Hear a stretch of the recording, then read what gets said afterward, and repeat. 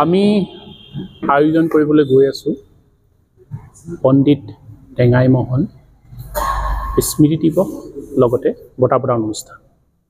আৰু এই অনুষ্ঠানটো হ'ব 11 ফেব্ৰুৱাৰীৰ দিনা, যিদিনা এই মহান পণ্ডিতজনৰ মৃত্যু হৈছিল 1825 চনৰ 11 ফেব্ৰুৱাৰী। আৰু 11 ফেব্ৰুৱাৰীৰ দিনাই আমি বিগত 3 বছৰে প্ৰায় আমি যদি চাওঁ 22 চনৰ পৰা আমি এই অনুষ্ঠানটো কৰি আহিছোঁ ডিব্ৰুগড় জিলাৰ বিভিন্ন প্ৰান্তত।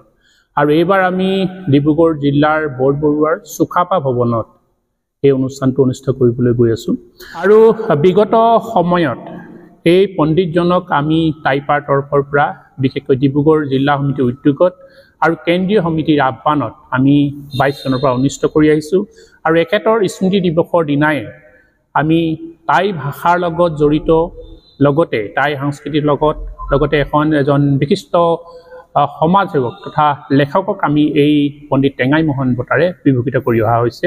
আৰু এই বছৰ 2025 চনৰ আগন্তুক 11 ফেব্ৰুৱাৰীৰ দিনা বৰবৰুৱা চুকাফা ভৱনত টাইপাৰ তৰফৰ পৰা প্ৰদান কৰা হ'ব পণ্ডিত টেঙাই মোহন বঁটা বিশিষ্ট লেখক, চিন্তাবিদ, সমাজ সেৱক, চিকিৎসক ডক্টৰ অতুল চন্দ্ৰ বৰগোহাঁই ডাঙৰীয়া।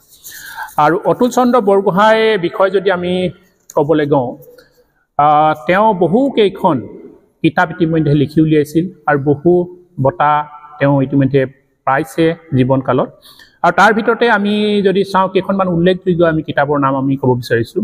ইতিহাসৰ পমখেদি ধোদৰ আলিয়েদি বুৰঞ্জীমূলক কিতাপ, যাত্ৰাৰ পথত উপন্যাস, চিকিৎসকৰ দিনলিপি চুটি গল্প সংকলন, চিৰিজৰ চাহ পোহৰ উপন্যাস, কাজিৰঙাৰ পৰা গিবনলৈ ইতিহাস ভিত্তিত, Lachit Borphukan the mighty general of মুন দুন চুন খাম, এখন ইংলিছত তেওঁ লিখিছিল লাচিত বৰফুকনৰ বিষয়ে, হেৰুৱা দিগন্তৰ মায়া উপন্যাস, আৰু ইতিহাসৰ পমখেদি ধোদৰআলিৰ 3য় সংস্কৰণ তেওঁ ইতিমধ্যে উলিয়াইছে।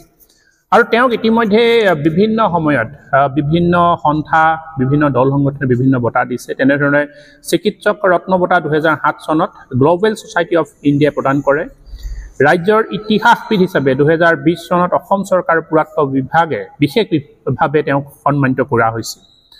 আৰু তেওঁৰ আমি যদি যাওঁ জন্মৰ কথাখিনি, তেওঁ জন্ম টিংখাং চাহ বাগিচাত 1957 চনত, আৰু পিতৃ ৰুচিনাথ বৰগোহাঁই, মাতৃ স্বৰ্ণলতা বৰগোহাঁই।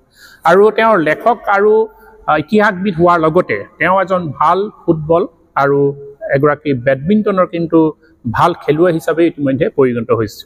আৰু তেওঁ এতিয়া বৰ্তমান টিংখাং চাহ বাগিচাত কৰ্মৰত হৈ আছে। গতিকে আমাৰ তৰফৰ পৰা, টাইপাৰ তৰফৰ পৰা আমি সংবাদ মাধ্যমৰ যোগেদি অসমবাসীক আহ্বান জনাওঁ যে পণ্ডিত টেঙাই মোহনৰ দৰে বুৰঞ্জীত লুপ্ত হৈ থকা এগৰাকী পণ্ডিতক আমি ইতিহাসৰ পৰা আমি উলিয়াই আনিছোঁ। আৰু নতুন প্ৰজন্মই বহু নজনা কথা আমি জনাব বিচাৰিছোঁ যে প্ৰথম অভিধান প্ৰণেতা অসমৰ কোন, আৰু তেওঁ পুথিবোৰো ইতিমধ্যে বহুতো টাই পুথিৰ পৰা ভাষাৰ পৰা অসমীয়ালৈ ইতিমধ্যে অনুবাদৰ কাম হৈ আছে, চলি আছে। গতিকে সকলোকে অসমবাসীলৈ আমি আহ্বান জনাইছোঁ 11 ফেব্ৰুৱাৰীৰ দিনা স্মৃতি দিৱস দিনা সকলোকে এই বৰবৰুৱা যি চুকাফা ভৱন এই অনুষ্ঠিত হ'বলগীয়া পণ্ডিত টেঙাই মোহন স্মৃতি দিৱস আৰু বঁটা প্ৰদান অনুষ্ঠানত আমি টাইপাৰ কেন্দ্ৰীয় সমিতিৰ পৰা সাদৰে নিমন্ত্ৰণ জনাইছোঁ।